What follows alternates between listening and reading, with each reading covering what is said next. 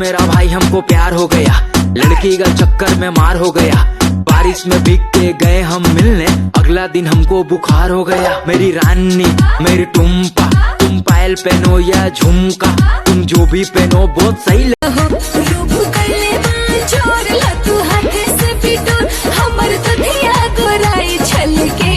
नहलू कौना साबुन से मलके, जवानी तोहर छला छला छला के। काटनिया नोट भइल फाट के, कटहर के काटनिया नोट भइल फाट के।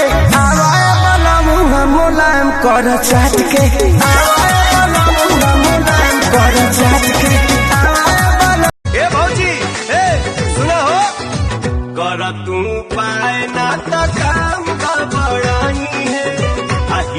से नया समाचार लेके जाई।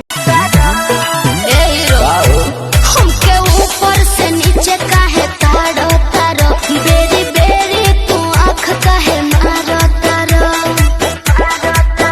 जब से तू पे वाला चीज तू देख, जेकरा से शादी करूंगा ओकरे कलाई धरूंगा।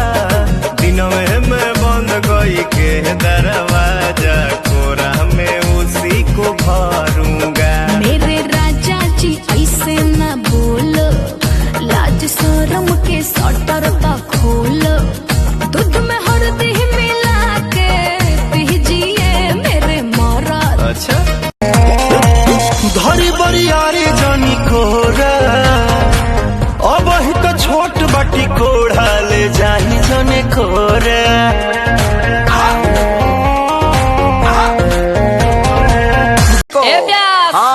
टर्मरिक लगाती है। अरे यही से नु धापा धापा उजर लागतिया। तो कवन लोसन लगा लेलू मेरे हो पड़ोसन की शोषण करेलू नव छतिया मका। कवन लोसन लगा लेलू मेरे हो पड़ोसन की शोषण करेलू नव छतिया मका। सोसे सोसे सोके तेलवा लगाई, सोसे सरक जाता सरिया हो। हरी जब पगरिया तब उठे लहरिया, लह लह बोलते कहमरिया हो। मुझे घंटा फर्क नहीं पड़ता लोग मेरे बारे में क्या सोचते हैं। मेरी लाइफ मेरी मर्जी से चलती है, किसी दूसरे के सोच से नहीं। आ देखे बूढ़ा बसे आन सिटी जोरा मारे। अरे का बुझला